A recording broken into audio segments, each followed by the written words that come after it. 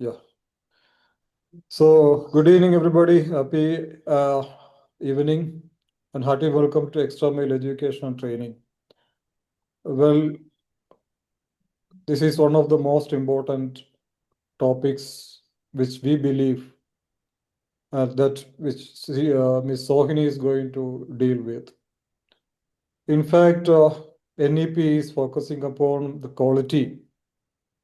There's a reason 50 hours of training, empowering teachers, educators is mandatory. And delivering quality content is the prime focus so that enhancement of learning takes place in schools, which meets competency. And to attain competency, we have to plan meticulously in a way that it caters to the needs of the 21st century learners. So, preparation or planning and choosing the right content, not just textual content, but beyond that, is the need of the hour. And classroom management in terms of quality, transaction will always help students to become self learners, independent learners. So that should be our objective. And I take this opportunity to thank Sohini ma'am for taking up this topic, unlocking quality teaching. It is on par with the international perspective, which we have made this session based on an international document which says about unlocking quality teaching. So it is time now that we have to unlock uh, the quality in our teaching.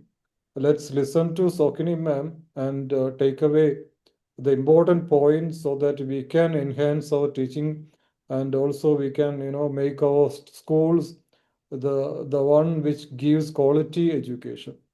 So thank you so much. We take this opportunity to appreciate all the educators who have joined despite their busy schedule, and let us together take this initiative of quality teaching, planning our lessons and the content in a proper way so that we can ensure quality teaching. Thank you so much. Let's listen to Sokini ma'am. Back to Biju sir. Biju sir, please introduce Sokini ma'am. Thank you. Yeah, yes. Sir, can you please share the... Yes, please introduce. Sir, you have to allow that You are only the host co-host. only can. You are the co-host, sir. Yeah, yeah.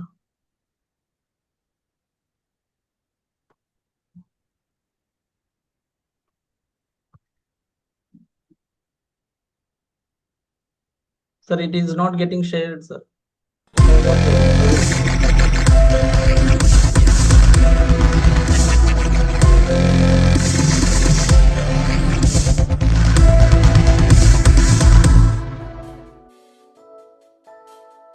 Sohini Roy Biswas, who holds a first-class master's degree in English literature from the esteemed University of Calcutta and B.Ed degree from Jiwaji University. She is a distinguished figure in the realm of English education with over 14 years of enriching experience. Sohini's journey in education has been marked by excellence and dedication. She served as the postgraduate teacher and head of department for English at Amrita Vidyalayam, New Delhi, where her leadership and expertise shone brightly. Sohini's commitment to academic excellence has been recognized on numerous occasions, including a prestigious certificate of appreciation from the former Education Minister, Ms. Smriti Irani. Furthermore, Sohini's expertise has been sought after by the Central Board of Secondary Education (CBSE), where she has served as an evaluator for grade 12 English examinations for an impressive 8 years.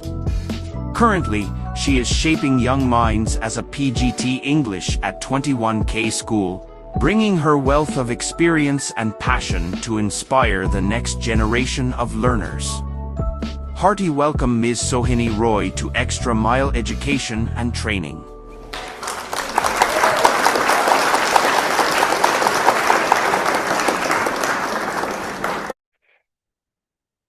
Thank you so very much.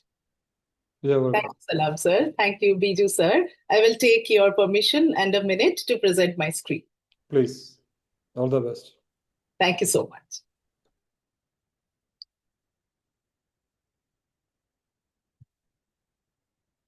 much. Sir, kindly confirm if you can see my screen. Pretty well, yeah. Thank you so very much. Okay, thank you once again for that wonderful introduction. And very good evening, esteemed organizers, Dr. Salam, my mentor, and Mr. Biju, and my dear teaching fraternity. Welcome to this webinar. I would like to begin with a disclaimer, as always. First of all, coming to an extra mile session, whether for attending or for delivering a session, it always feels like coming back to home, right? It's such a comforting place. It's such a wonderful and warm environment where we can share our ideas so freely. And this kind of an environment is highly sought after in today's time. I'm really, really grateful to Dr. Salam and Mr. Biju for creating a worthy platform such as this one. And another thing, I'm here to share and learn. So I would request all the members of the teaching fraternity present over here to feel free to initiate dialogues, okay? Drop in ideas, ask questions, please, okay? Let this beautiful platform created by the organizers facilitate the flow of knowledge and best practices. And as Salam sir correctly pointed out or said right in the beginning, that the teaching pattern needs a transformation. Classroom teaching needs to undergo a transformation. And today we are going to talk about crafting quality subject content for deeper learning.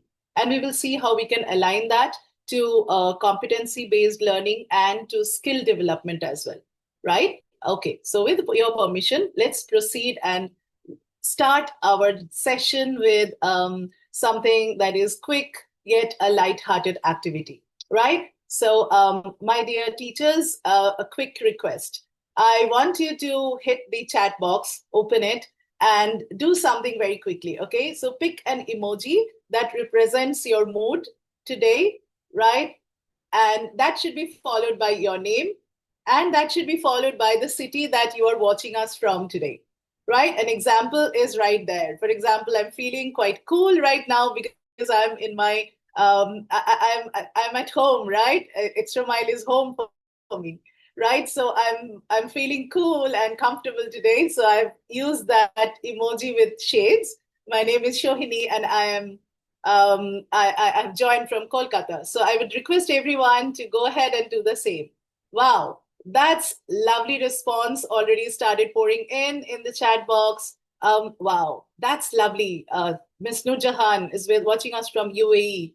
And then Miss Roy is watching us from Dubai, and Ritu from Pune, and from Coimbatore, and from Muscat, and from Kerala, from Trivandrum. Wow, we are such a beautiful global community, and I really feel blessed to be a part of this community. Gandhinagar, and from Kerala, and from Madhya Pradesh, Dubai, and UAE, and from Kerala, Bangalore. Wow, that's lovely, and such an engaging audience, right? You were so quick to respond. It's really cool, and I'm enjoying the emojis as well. Most of you are looking, happy and energetic. That's lovely because we are just recovering from the festival hangover. With Diwali just got over and Chhat Puja is yet to come. We had Bhai Dooj, so I'm so happy to see such an energetic audience here.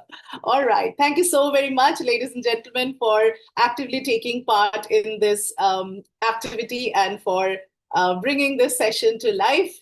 All right. Now it's time to move forward. But I'm afraid what I'm going to share with you next isn't such a happy news. It's rather a rude awakening. Okay, moving to my next slide. I will quickly take you through the session agenda before I talk about what I was referring to before this. Okay, so in today's agenda, the agenda for today's session would be building clarity, not complexity, which often happens in the classes. Then moving forward, we will sequence and make sense out of the content that we deliver.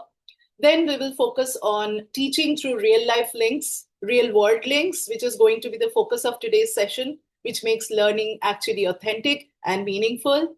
And then we will discuss how to integrate different subjects. Okay, we have tried to cover a number of subjects from different grades to this topic so that everyone benefits from it, because we have a diverse audience here, and how to engage minds. Then we will finally close with how we can reflect and refine our teaching practices, right? So moving towards what I was talking about, and is not such a happy news. Okay, so my dear teachers, what you are seeing on your screen is something that is backed by data. Okay, so I did a bit of research on content delivery, right, in classrooms. And what I found out was not such a happy news. What you're seeing on your screen is a pie chart, which shows how disengagement really happens in the classroom. So if you follow the numbers, you will see that most of the times, information overload, too much of details delivered, it causes disengagement. Poor information, boring delivery, and a maximum share is shared by boring delivery and by lack of relevance, where students just don't know how to use the information that is given to them, what they're learning, what is the practical use of that. Now, if this is the kind of disengagement that we have in our classes, then all that we are doing, starting from following NEP, starting from making different kinds of lesson plans, everything goes waste, right? If our classes are suffering from disengagement. Now, why does the disengagement happen? Let's talk about that.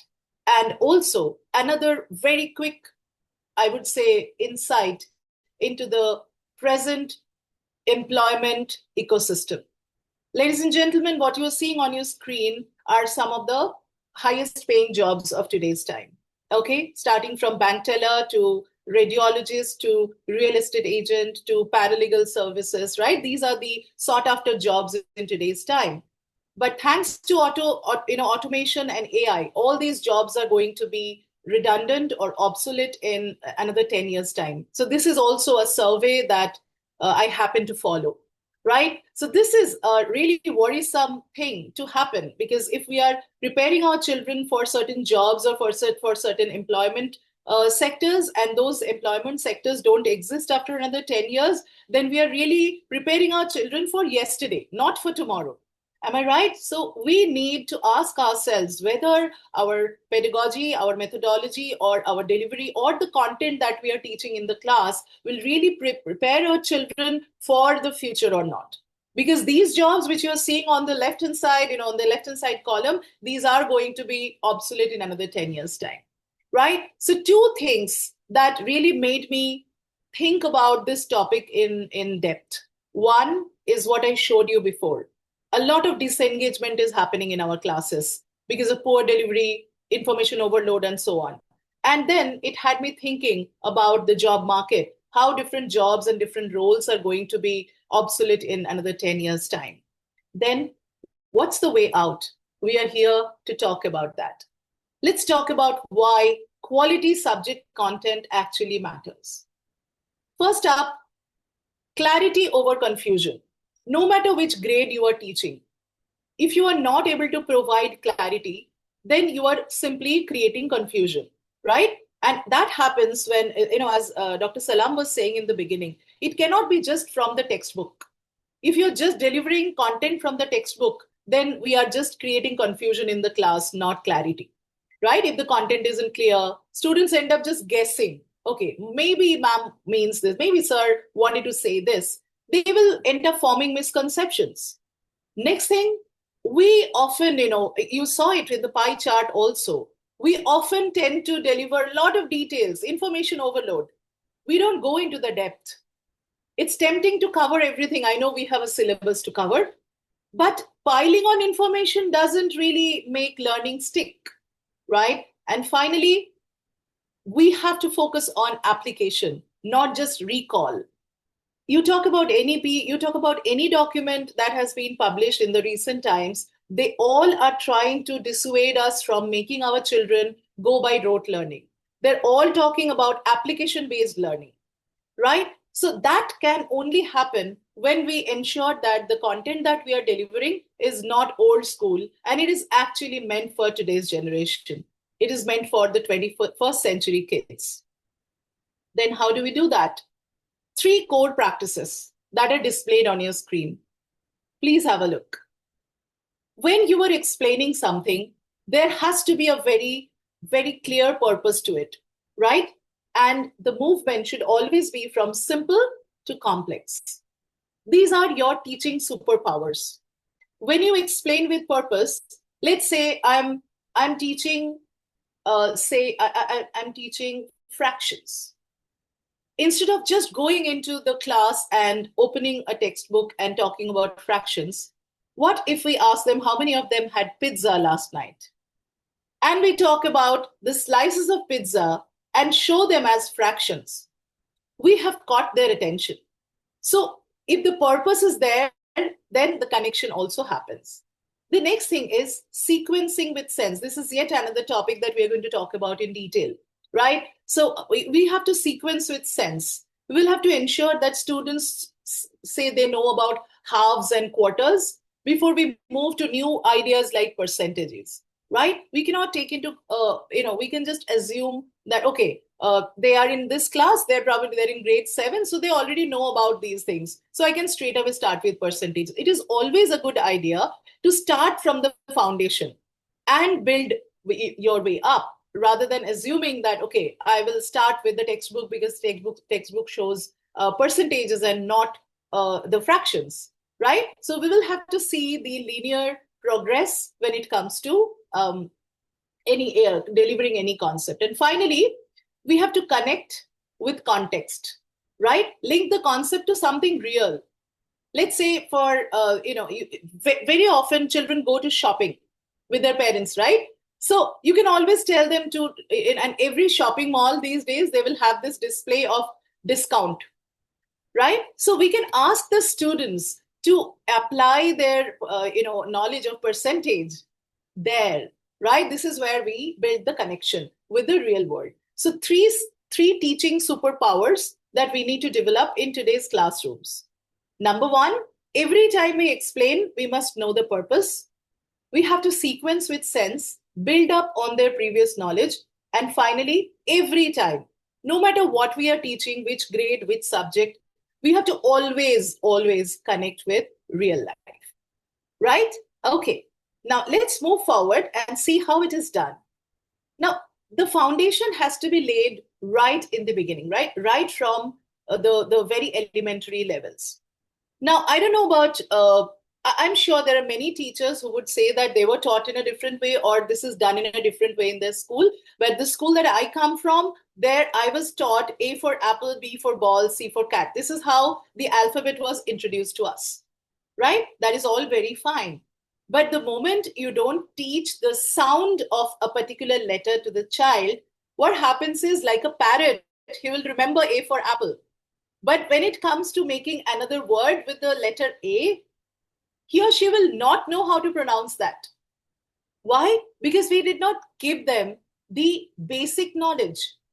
In this particular video, it's a very short session. It's a very short and sweet session between a teacher and her young student. And this is where we will see what is the difference between doing something in a rote learning way and doing something in the most scientific way, which will ensure that the foundation is laid and the foundation is solid. Right? Okay. I'll play this video. It's a very short one. Let's watch this. Samriddhi, A for apple, B for ball, T for train, A and T. What word is it? A says ah, B says b, T says t. Now let us make a word and see if you can read it. Now we know the two sounds. t, Can we put it together? at, Now let's try another sound. Try. Bat. Perfect. Wow, the joy on their faces, right? So this is how we empower our children. And this is a knowledge that they will never forget. So somebody has written, her name is Miss Pushpa. She has correctly written, it is important to test the pre-knowledge before we take it forward and we talk about a new concept, right? So this can only happen when we are teaching with purpose and we are always connecting. We start with existing knowledge and then build the next concept. And we just don't, push them into something that they don't feel so confident about, right? Okay, let's move forward. In today's session, we are going to talk about a lot of systems like that, a lot of practices like that. So this is not going to be a theoretical session. This is a session where we will see the regular practices that we can have in the class, in our classrooms, and make our classroom experience much better for all our children, right? Okay, moving forward, let's see what comes next. Okay, I'm sure there are a number of English teachers present here, and all of us have read the CBSE document which talks about the objective behind teaching English to the secondary classes, right? And if you remember the objectives, 3 of them are listed here. I would invite everyone to kindly read them from here. And I would love to have somebody who can read these 3 rationale from the slide, please. Anyone? Please raise your virtual hand and I would like you to read them out for us. What are the 3 objectives that we have listed here? These are all from the CBSE guide, okay? The CBSE manual that has been published for the secondary English classes. Anyone? Just go ahead. Please raise your virtual hand and read them out. Anyone who's ready and who's ready to take up the challenge to read out 3 simple things from the slide, please? Anyone? Please go ahead, unmute yourself. Or you can raise your virtual hand. Miss Soumya? They have to raise their hands so that we can unmute. Oh, right. You can raise your virtual hand if you are willing to read, and then we will unmute you. That would be really great. Or I could call out, from the names of the participants who have been raising, they're sending messages here. Miss Alka, Miss Pushpa, Miss Soumya, if you're there, please raise your virtual hand and we would love to hear your voice because it should be all about sharing, right? It should not be just a one-sided thing where I'm the one who's talking and you're just passive listeners. Let's not do that. Okay, anyone? Miss Ranu, Miss Sindhu, anyone? All right. Looks like they're taking Miss a little Alka time. to unmute. Okay, Miss Miss Alka Alka can be unmuted. Miss Alka, you here? Please go ahead. Not responding. No worries. I will read them out for you, and next time I can request you to read the next, whenever the next turn comes. Okay, so you will have to ask the students to write without prior preparation. So this is not an answer that you write from rote learning. Okay, and you have to they will have to write something on a given topic, and they will have to defend their position. Okay, and you will have to equip the learners with the essential language so that they can defend their position. I can see a couple of messages here. Yes, Ms. Ranu. Okay, and then we will also have to develop the knowledge that is required to write independently, right? So this is what is required for writing a debate or an article or a speech for that matter. Now, what is the typical practice? I have been an English teacher all my working career, and I'll tell you what is the typical practice that happens in most of the classrooms. I'm sure there are teachers who do it otherwise, but the most common practice that happens in the English classroom is telling them, okay, this is your topic for the debate. Now write either in favor of the topic or against the topic. And then we wait for the children to write. And often we see that students struggle. They don't know how to put forward their points. They don't know how to support their standpoint. Now, this is another, very important thing when it comes to language classes. It is applicable to all the languages. I'm sure there are other language teachers here, not just English. There are Hindi teachers, Malayalam teachers. There are all sorts of language teachers here. But if we take a scaffolded approach, then we will see the delivery becomes much better. I will give you an example as well, right? So what do I mean by scaffolded approach? Let's model the structure. So anything that they're writing, there is a structure to it, right? It is not a random thing. let's build the stages. Let's tell them these are the steps that will build the structure. And finally, we will have to support their independence, right? We can help them with the idea. We can help them with a keyword here and there, but we should not give them the answer. We have to give them this scaffolded approach so that they can write independently. Now, you might say that, ma'am, it all looks very hunky-dory on the screen, but is there any practical way of implementing it in the classroom? Okay, I will tell you one of my favorite strategies that has worked really wonders with my students, okay? I call it the Oreo structure. Okay, we have all had Oreos, right? Especially Oreo is a biscuit that's really, really popular amongst the kids. They just love to eat Oreos. So the moment you say, in today's class, we are going to talk about Oreo. Okay, you immediately got their attention. Now, what are we talking about here? What is it? What does Oreo have to do with language class? Okay, let me tell you. You have given the students a topic for a debate, writing a debate, or they will have to write a speech or an article for that matter, where they will have to support their standpoint or their opinion. Okay, let's tell them that the scaffolded approach will be, you will build a structure just like an Oreo biscuit. How does an Oreo biscuit look? It has two cookies, one on top, one at the bottom, and then there is a layer of cream in between, right? Between the two cookies. Now, how do we connect it to an opinion writing paragraph or a debate paragraph? Let's say the first cookie is the opinion, O for opinion. Okay, so this is where you write your opinion. You should always begin. That is the topic sentence also, right? You say that whenever you write a paragraph, you should start with your opinion statement. Then comes the cream, right under the top layer. What is the cream? That's the R and the E.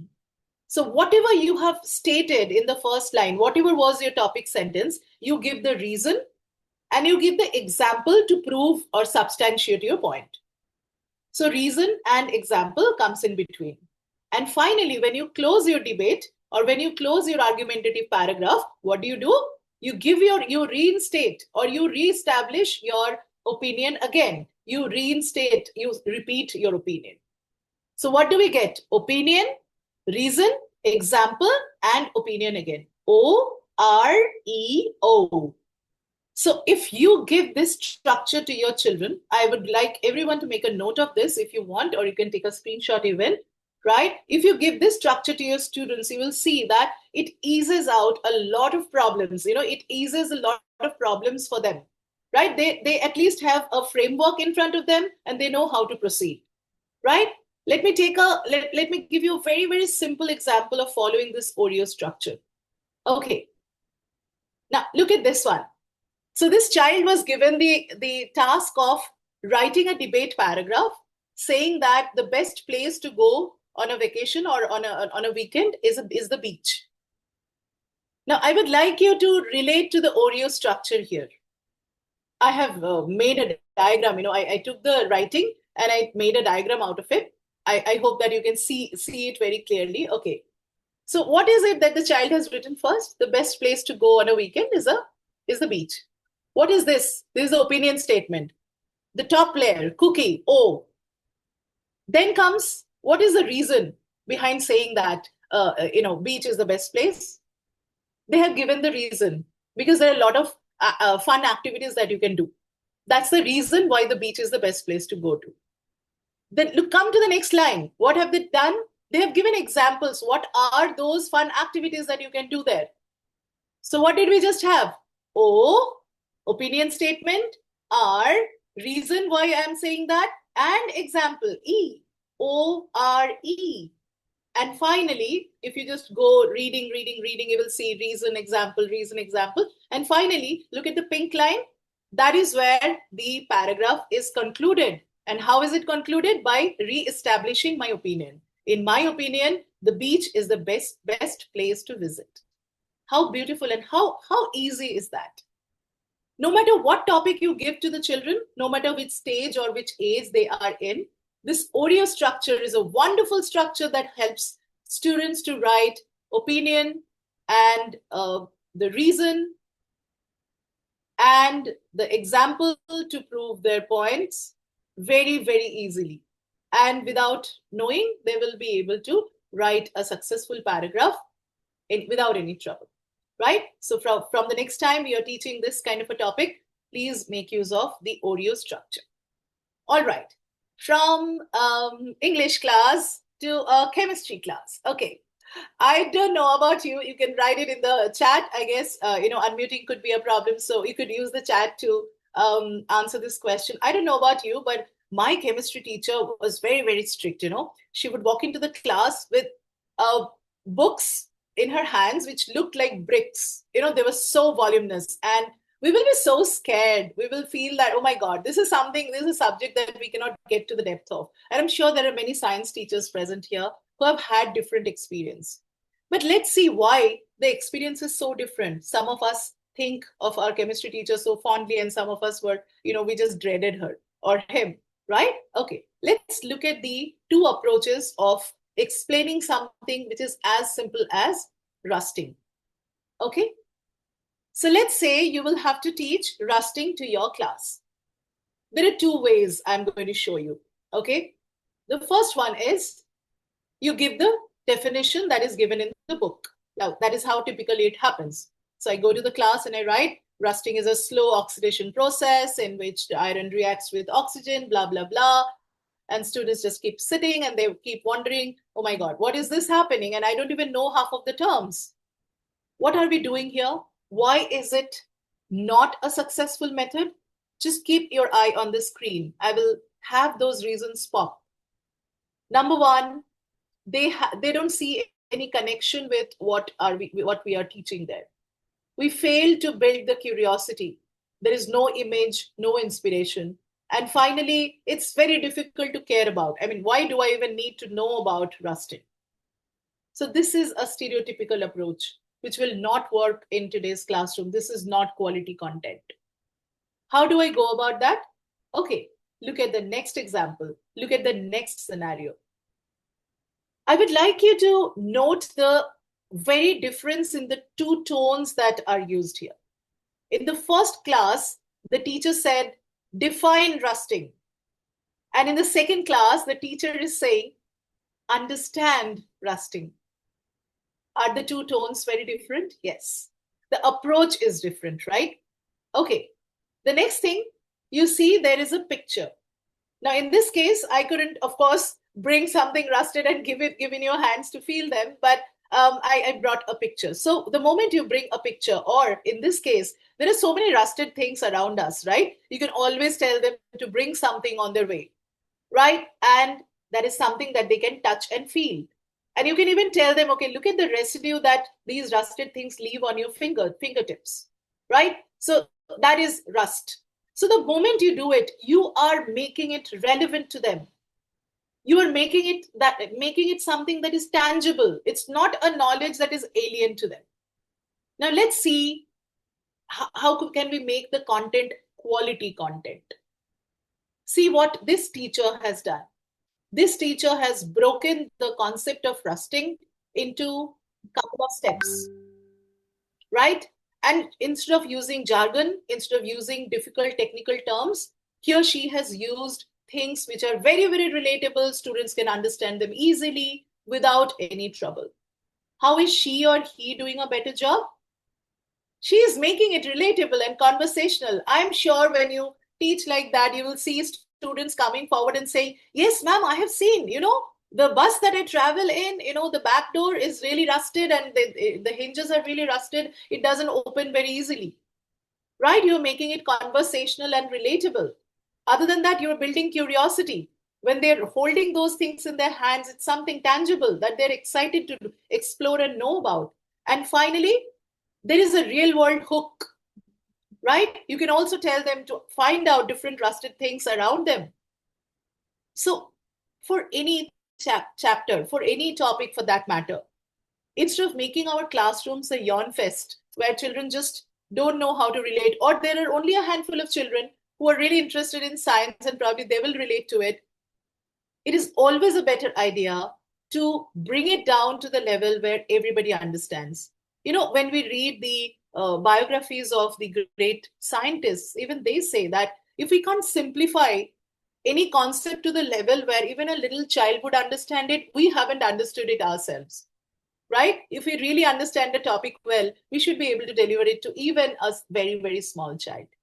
So make your classrooms make your classrooms places where curiosity, where real learning takes place, and this is an excellent way to do that, right? Connect it to something that they can touch, feel, and relate to. Okay, that's all about a chemistry class. Now, here comes the dreaded subject. Oh my God. And, I don't know about many people, but I'm sure there are many of you who would agree when I say that in our childhood, when we were learning different concepts like trigonometry or calculus, we always wanted to ask this question: why do I need to understand this? How am I going to use this in my own life? Now, I would like to ask this to everyone present here. Can we start our classes before we explain a topic? Can we start by explaining the real use of that particular concept, just like the teacher does it here? Let's watch this short snippet from a classroom where there are a few defiant students who really want to know about why they're learning about pi, the concept of pi. Okay, very quickly. Pi. Can any of you tell me what it means? Yes. My friend has a question, Mr. Swift. What is any of this good for, and when would we ever use it? Let me show you. Pi, the ratio of the circumference of a circle to its diameter. And this is just the beginning. It keeps on going forever without ever repeating, which means that contained within this string of decimals is every single other number. Your birth date, combination to your locker, your social security number, it's all in there somewhere. And if you convert these decimals into letters, you would have every word that ever existed in every possible combination. The first syllable you spoke as a baby, the name of your latest crush, your entire life story from beginning to end, everything we ever say or do, all of the world's infinite possibilities rest within this one simple circle. Now, what you do with that information, what it's good for, well, that would be up to you. I'm very sure this teacher would never have any problem teaching in this class because he just explained what is the real life use of the concept that they're learning. It's just not something alien that they're learning, which will be forgotten after they pass that particular grade. Now, this is an answer that we all owe to our children. Very often, most often, I would say, we walk into a class, we pick up the book, we start teaching a concept without telling them where are they going to use that concept in their life, right? Okay, a very similar concept is the concept of calculating percentage, right? What is the usual way of doing it? We explain the concept of percentage on the blackboard. Then we have an exercise book, which is exercise 13.1, 10 sums, 13.2, 20 sums. Okay, we get them all done. And that's how we usually teach percentage. I'm sure there are teachers who do it otherwise, who always relate it to the real life. But let's see how we can make it interesting. Okay, let's say I have a student, Pranav, who goes to to a restaurant with his family, and the bill arrives. The bill is 1,855 rupees, and the customary practice is to give a 20% discount. Okay, all right. So what is the usual practice? Immediately the family members will pick up the phone, right, and open the calculator, and they will start calculating what's the thing. But as a teacher, if you have taught your students that when you see the total amount, you just need to find out what's the tip percentage. Okay, in this case, you need to give 20% tip. All that you need to do is move the decimal to one place, and then that is the 10%, and then you divide, multiply it by 2, you get the amount of tip to be paid. So even before the family members can, find out what is the tip amount, Pranav is able to give the answer, and everybody is looking at him in a very surprised manner. They don't know how could he calculate it so fast. But in his head, he is thanking his teacher because she or he taught him this quick way of calculating percentage. And this is the real life application of the concept of percentage, right? So this is yet another way of making sure that our children, what they're learning in the class, they're able to use it in their day-to-day life. I gave you another example. When they go to the shopping mall, tell them that, look at the percentage of rebate or the discount that they offer, and then calculate, okay, how much was the previous cost and how much is it now, right? So these are different ways in which we can, instead of just giving them after exercise of solving sums, we can always tell them, okay, do in this way and you will understand the concept of percentage even better. I can see a couple of questions in the chat box. I would appreciate if we can, park these questions for the end. I will patiently give answer to all the questions, right? I would like to read out this comment very quickly. Ms. Sakina has written, we are actually into this practice where we connect the students with topic visually and with the central emotion of the chapter so that students connect with the chapter personally and emotionally. Wow, I am absolutely at loss of words. This is exactly what we need to get inspired with. This kind of practice has to be there in every school, in every grade, and in every class. Thank you, Ms. Sakina, for sharing that beautiful thought with us. Okay, now I think I can't help but go back to the English lessons from time to time because I have been an English teacher all my life. So let's talk about the literature class. Okay, so in grade 11 and 12, I'm sure many of you would have noticed that students take English just as another subject that they will have to pass, and they feel that, okay, these are just some stories that you need to read, and you just can read them when it's towards the examination time, and that's all, right? But it's unfortunate. If you see the NCERT textbook, there are such lovely texts which are not just about reading and forgetting. They impart life lessons. They impart valuable life lessons that our children need to remember and learn, and they need to carry with them even when they pass out of the school, right? So I have recently fallen in love with this 4C model of lesson plan, making a lesson plan. What is the 4C model? I would like everyone to make a note of this. 4C lesson stage would mean you will have clarify the context. So you will start with why we are reading that particular lesson.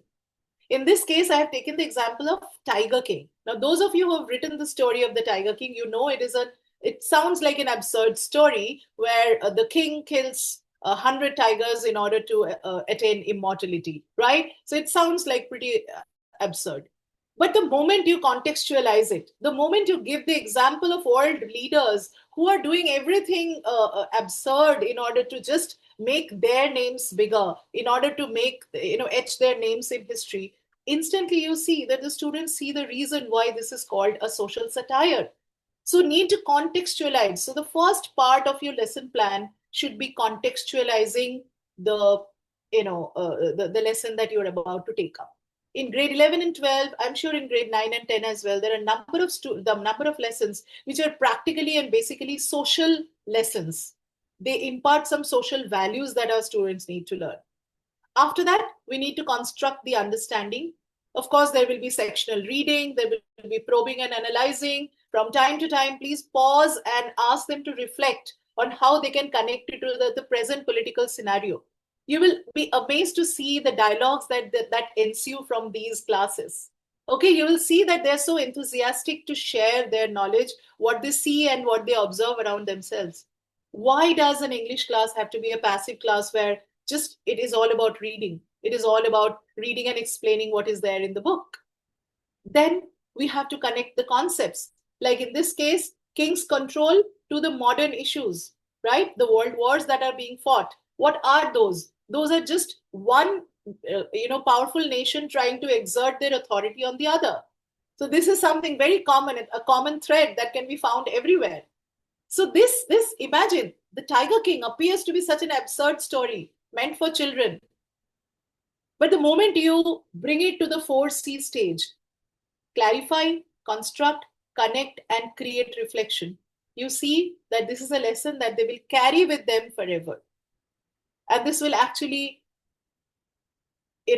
serve the purpose why this story was written in the first place by Saki.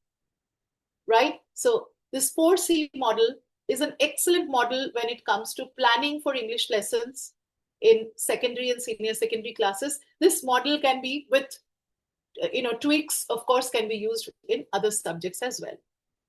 Right. Okay. Now, coming to economics. Now, economics is a subject which needs a lot of social study. It is not a subject that has to be taught only from the book. Till the time the students can see the real application of the concepts that they're studying in economics, those concepts will remain mere theories for them. So here is a project-based learning model taken up by a teacher from New Delhi. Okay, this is a real case study, but I have changed the name of the school for confidentiality's sake. But this is a way or approach that became really successful, and this was shared in one of the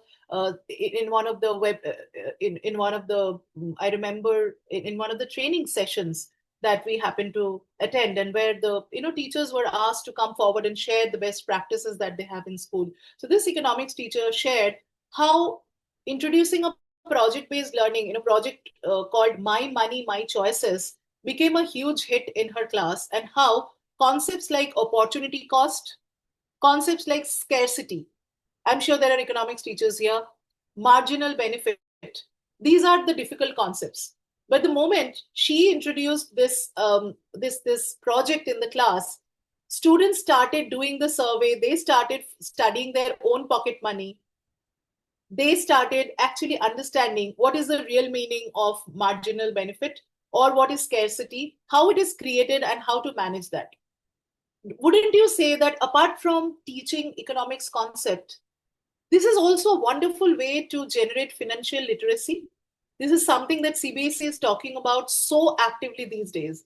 It talks about giving financial literacy to everyone, right? So the children learn how to handle money from school itself and not later, right? So project-based learning is yet another approach. Maybe we've had actually sessions, if I'm correct, on project-based learning, but this is something that is applicable to subjects like economics extensively, right? Most of the topics of economics can be taught through social experiments and project-based learning models, right? And that will make sure that the students will carry the information with them and they will remember it forever. They will even know how to apply that. I think Ms. Srilatha has something to say. Ms. Srilatha, can we unmute her, please? Please go ahead.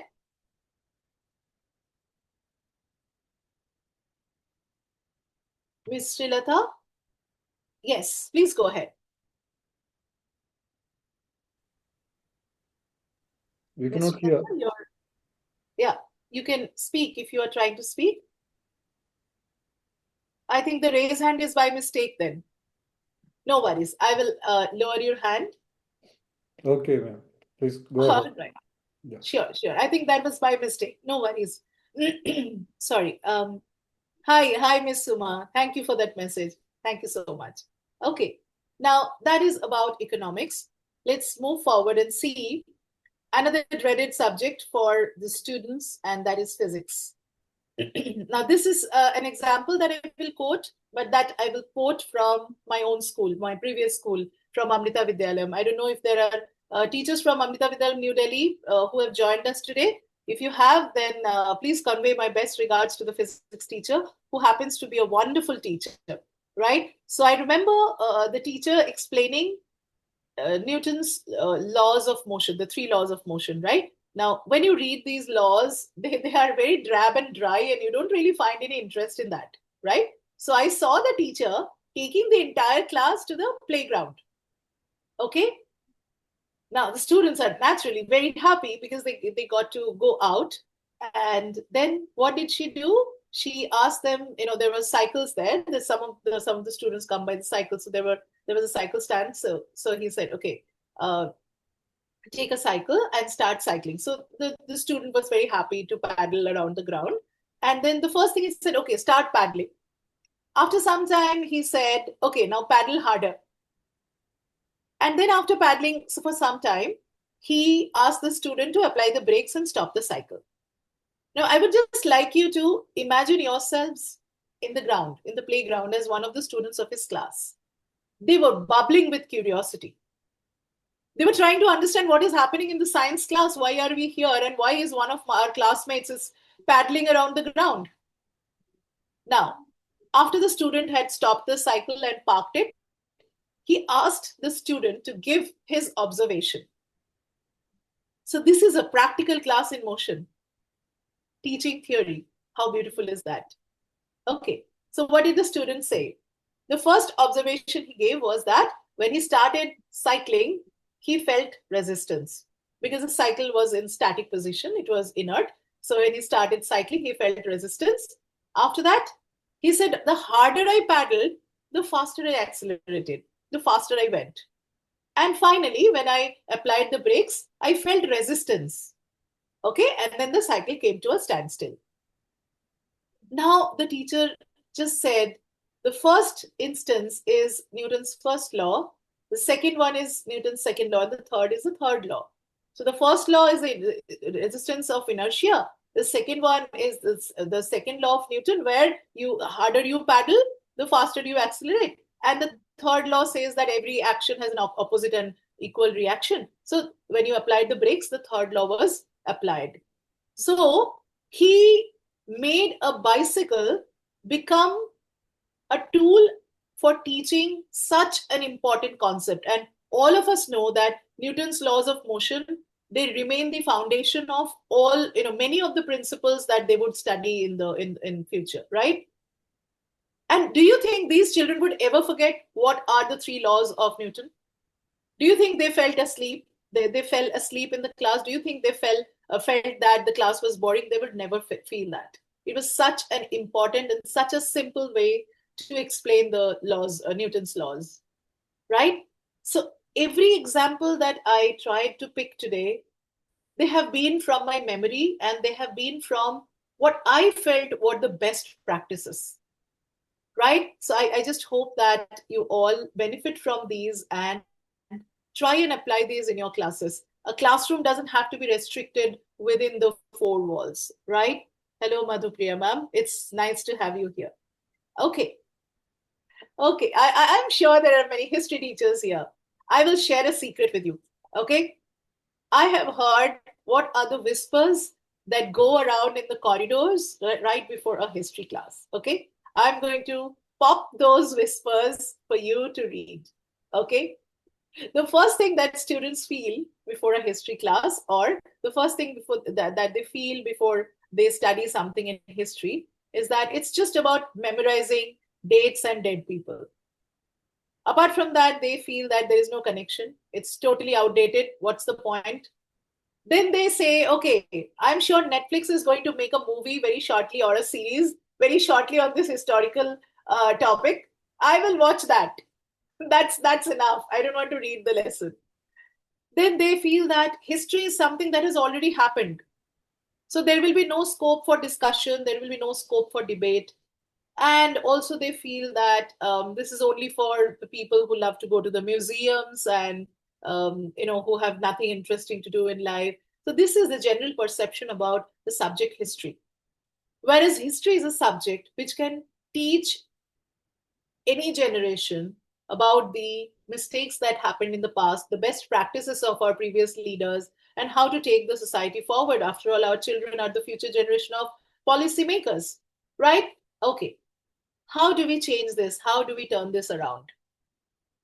I will tell you about a technique that I find to be fascinating, and that is doing it through inquiry-based learning and storytelling.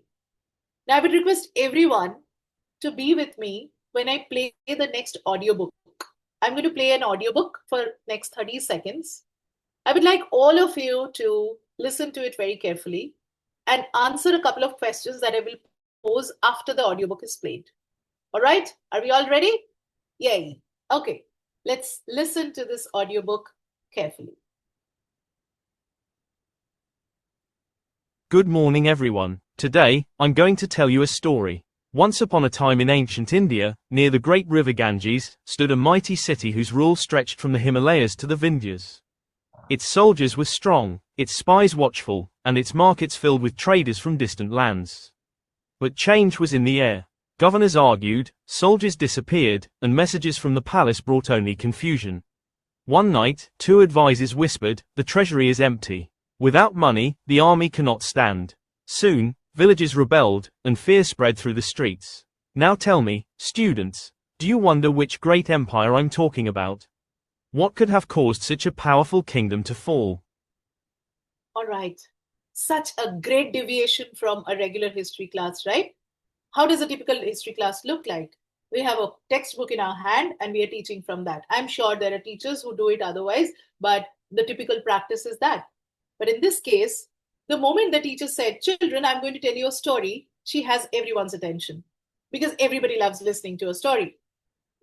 Then what did she do? It was not just a story. It was a story with a purpose. In the very beginning of the session, when I was talking about the agenda of today's session, I told you about teaching with purpose. Every lesson must have its own purpose. So what was the purpose behind telling the story? The purpose was to generate curiosity. So now let's move forward and see what can be achieved from this particular story. When the students listen to the story, what will happen? Okay, first of all, it will be an inquiry-based class where the children are going to observe a couple of things. They will hear that the governors argued, soldiers disappeared, and the palace was in a state of confusion. Then they will question, why was the treasury empty? How did that happen for such a big kingdom? Why were the villagers rebelling? What was the problem there? And most importantly, which empire is this? Such a big empire, but there were clues, right? It is situated next to this river, around this mountain. So there were clues. So they will also be guessing and brainstorming about the empire that the teacher was talking about, the story was about. And then they will also start predicting what might happen to that city or the empire next. What have you achieved here? You have just modeled an inquiry-based class. Isn't that so? This is exactly what is called inquiry-based learning. You are not giving them ready-made food. You are giving them the ingredients for them to cook the recipe, to cook the food.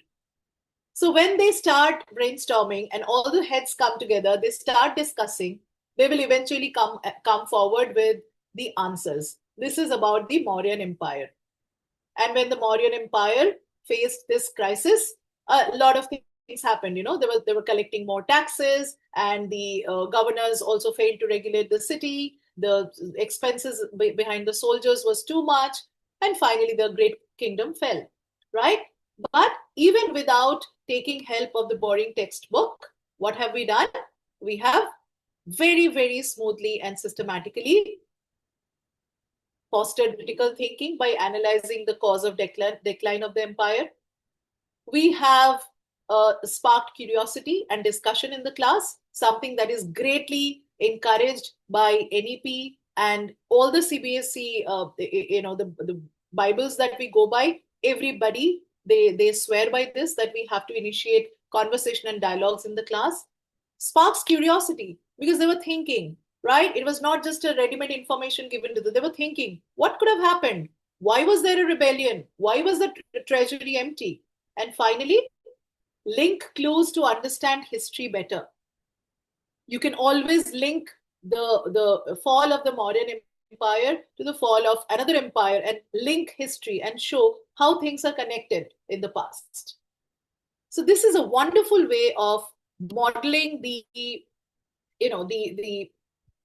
inquiry-based learning model, right? Okay. I can see a couple of names here. Oh, Ms. Sindhu, you couldn't hear the audiobook, was it? I will, if possible, I will share the audiobook with you again.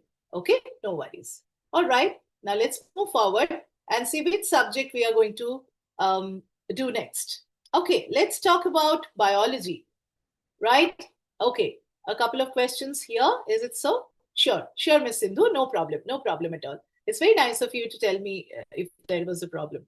All right, let's talk about the biology class, right? The biology class should be a class where students learn about their own bodies, their mind, and their lifestyle. Why we are reading biology in the first place? It is not just to learn about the diagram of the heart or the diagram of how to dissect a frog and so on. What should we do instead?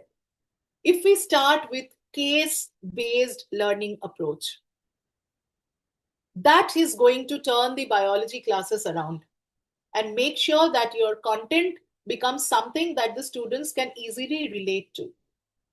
So in this case, the teacher has taken help of a case. What is the case? It's a young athlete who has collapsed after the practice. The teacher started the class with a question, a hook. What is that? What is happening inside the body? Why is this young athlete who's so fit and fine, the pink of his health, why did he decline? Or why did he collapse? Right? So when the students start probing, they are going to connect this with a number of concepts. Am I right? What are the concepts that you can connect with this? Go ahead and write that in the chat box if unmuting is a problem. You can connect with blood circulation. You can connect it with nutrition. You can connect it with transportation of nutrients within your body, right? You can connect it to what kind of nutrition you need to have as an athlete to keep it at the peak of your performance. A number of biology chapters can be connected to this one case, right? And in this case also, the students are learning, they are modeling inquiry-based learning. So case-based learning, inquiry-based learning, project-based learning, these processes or these strategies go hand in hand when it comes to delivering quality content to our classes, right? It's not just about opening the textbook and telling them, okay, this is this and this is that, right? Okay, Ms. Jalpa has written muscular. Yes, absolutely. It also talks about muscle fatigue, right? Accumulation of acid in the muscle, which causes muscle fatigue. Absolutely, Ms. Jalpa. Thank you for that answer.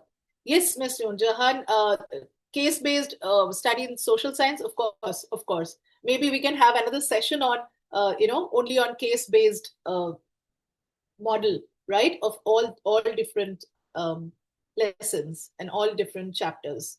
Okay. Now we have covered a fair number of chapters and fair number of subjects from different disciplines, right? We have tried to touch upon science, humanities, commerce, and everything. But now I would like to talk about something without which this session will remain incomplete. And that is the part called assignment.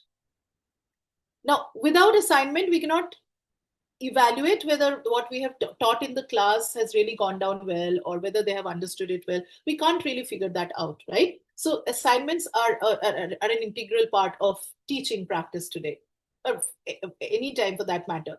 But the problem with today's generation is that they use AI to write the answer to any assignment you give them. Please give me a thumbs up in the chat if you have felt this problem in your classrooms.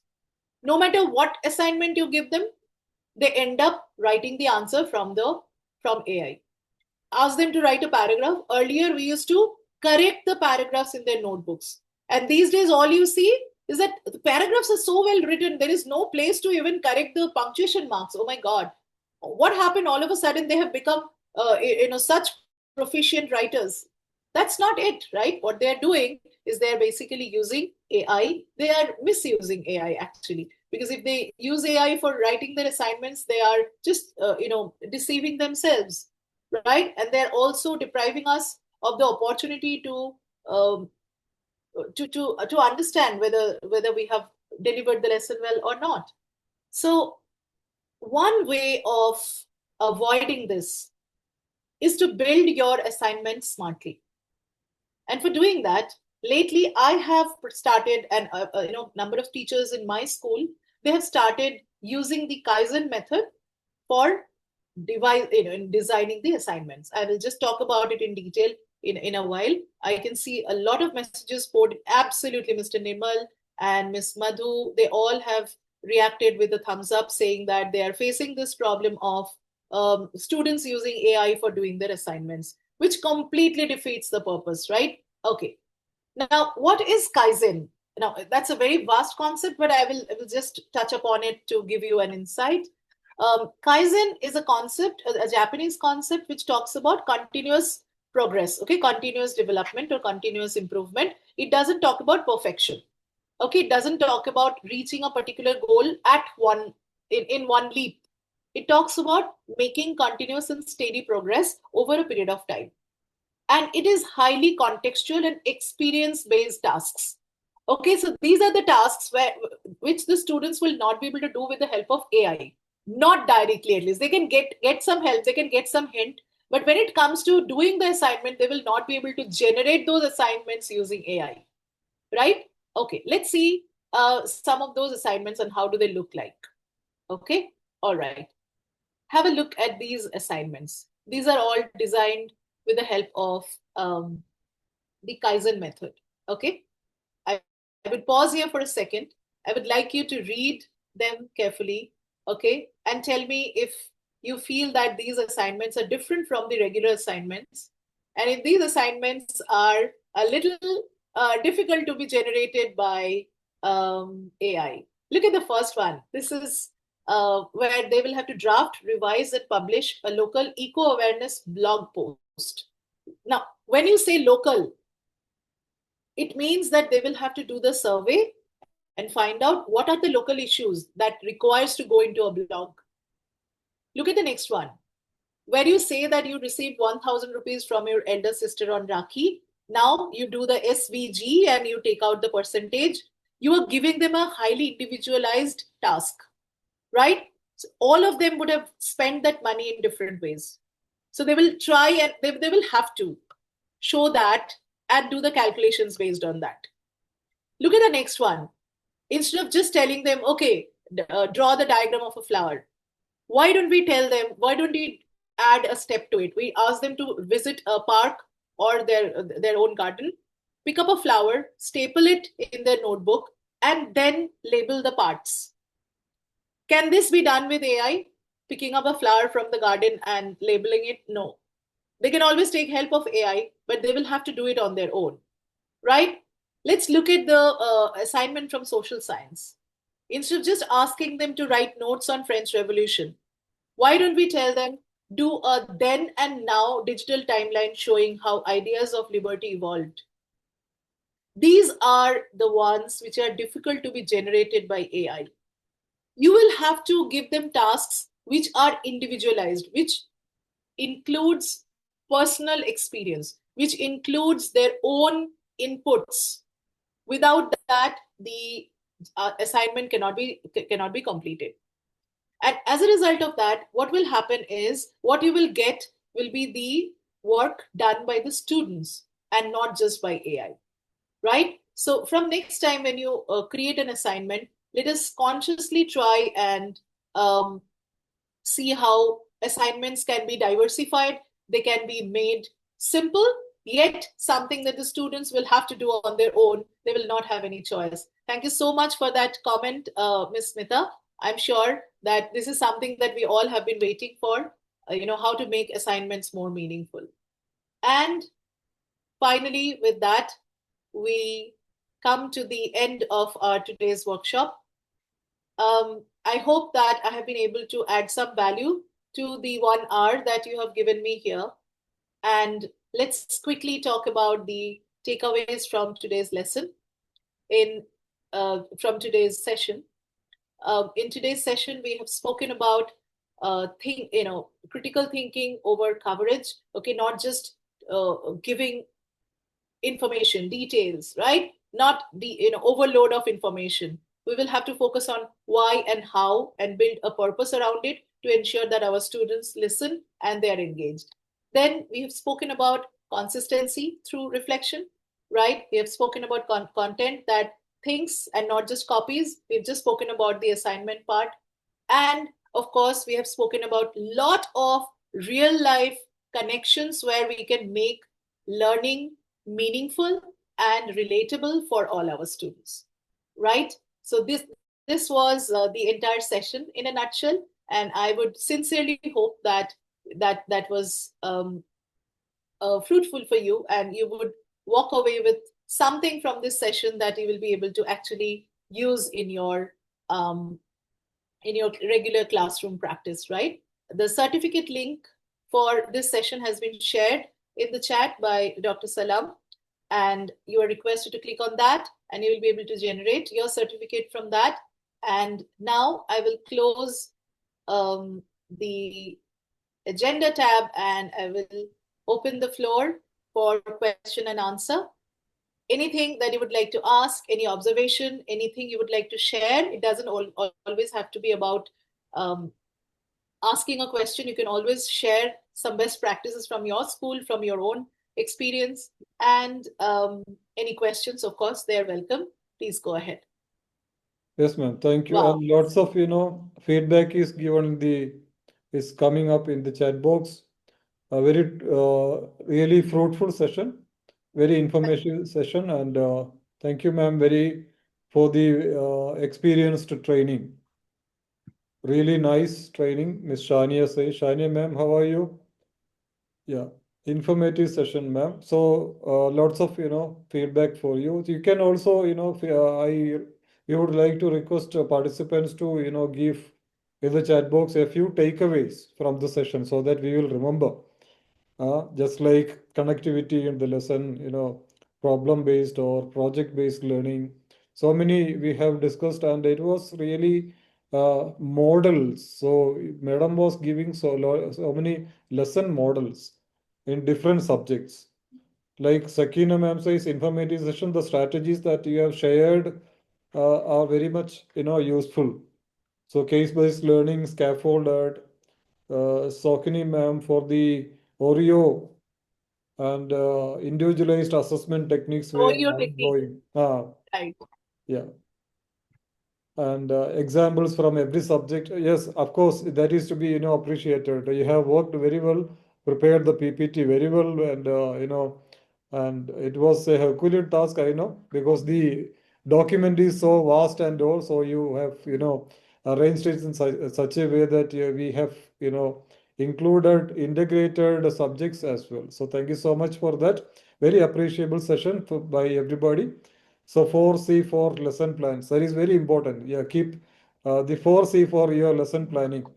So yes, thank you so much everybody for joining. So I think Ms. Smita is trying to say something, sir. let us see.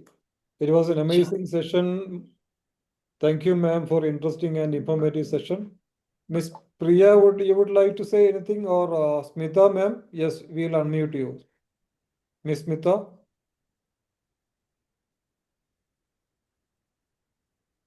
Smita, madam, Smita Swami is a very regular attendee. Absolutely. I think her hand You was never- up. yeah. Yes. Good evening, ma'am. Good evening, Sohini ma'am. Good evening, respected sir. Good evening. And thank you for giving me the opportunity to speak up. Sohini ma'am, thank you so much. It was very wonderful and appreciable session. Definitely promise that we are going to plan up our lessons 4C way also. Moreover, actually, I wanted to ask for agriculture chapter in geography. Right. Technological and institutional reforms. So how do I take those? Absolutely. Actually, if you Yes, can yes. guide me over it, please. Sure, absolutely. So I think an excellent way would be a field trip, right? Okay. So when you take them to a local farm, maybe it will not be possible for you to take them to an actual agricultural land, but I think farms are something that we can easily take our students to, right? We have Yes. farms in the outskirts of every city. If you're from Kerala, if you're from Delhi, we have so many different farms which grow different organic vegetables, flowers, etc., fruits even, right? So if you Yes. take them there, I think a field trip will open their minds to the idea of what agriculture actually looks like, right? So now they have only seen it on the screen. They have only read it in the book. They have never seen actually how it takes place, right? Most of the children are from the urban, semi-urban, and areas where agriculture is an alien concept. So a field trip would be an excellent idea. other than that, asking them to, asking them to carry different fertilizers with them, of course, which are safe things to do. Again, showing them the packets of the fertilizers and how the fertilizers use different chemicals to make the land a little more, what would I say? Commercial. Yes, yes, for the crops to be grown. Such things to build the hook, to build the connection. And then, of course, we take them to the textbook and we explain things in detail, right? Again, talking about the, how weather report plays a very pivotal role in the lives of farmers, right? That is why all the radio channels, especially the local radio channels, they always ensure that they read the weather report, because the farmers depend on that weather report to ensure that their crops are well looked after. Right. So these are some of the hooks that you can use in your classes in the initial sessions to establish a link between the students who are from the city life with a concept like agriculture. Right? Exactly. Of course. Thank After you that, so much, ma'am. yes. Yes. And definitely, Sohini ma'am, it was a wonderful, wonderful session. Thank you, sir. Thank you very, very much. Thank you so much, Ms. Smita. It's really, really sweet of you. Thank you. ma'am. Thank you. And Anybody else? yeah, I think there was one question which I had seen earlier in the chat where somebody was asking, do we have to write the opinion in the end also? Yes, when you are writing an opinion paragraph, especially a debate or an article or anywhere where you are supporting your standpoint, right? You're supporting your opinion. Then you start your topic sentence is the opinion, and the closing also has to be your opinion repeated one more time, right? That is how you close it. And that is why this sandwich thing, like the Oreo thing, opinion, reason, evidence or example, and opinion again. That kinds of seals it all in, right? So yes, opinion has to be given again.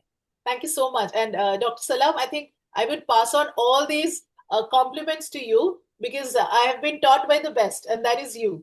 So whatever I do, I try and, sort of impart something that I have learned from you.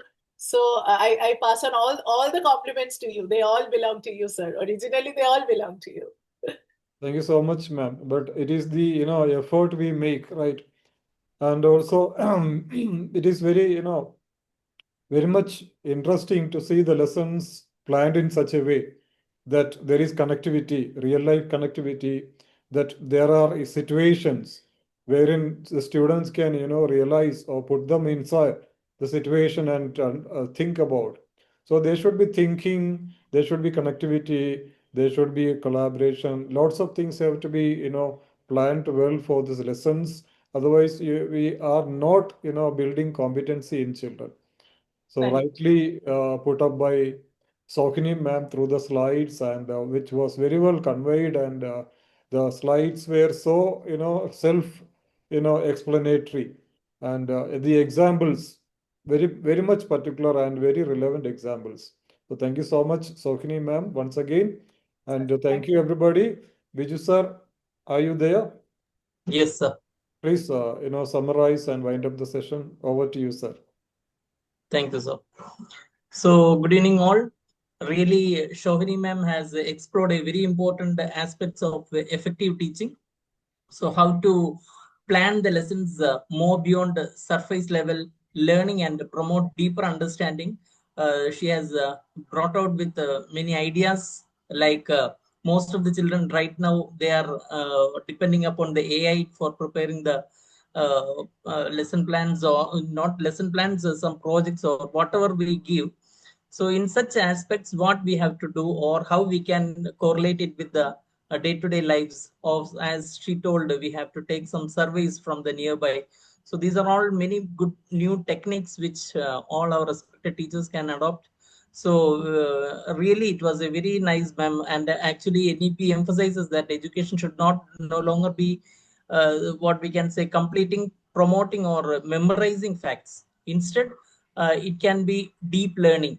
So we can make the children curious, and they can have a very good elaborated learning.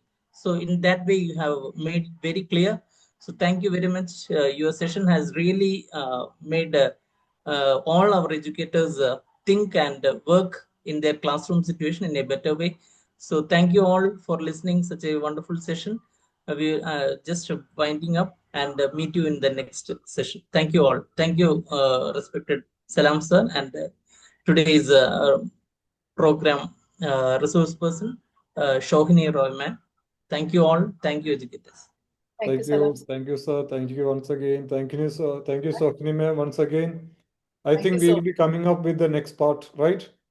Maybe Sure, next sir. month. Sure, absolutely. Yes. Thank you so much. Good night, Absolutely. everybody. Good night, sir. Thank you Good so night, much, ma'am. everyone. Thank you, sir. Thank Thank you. you.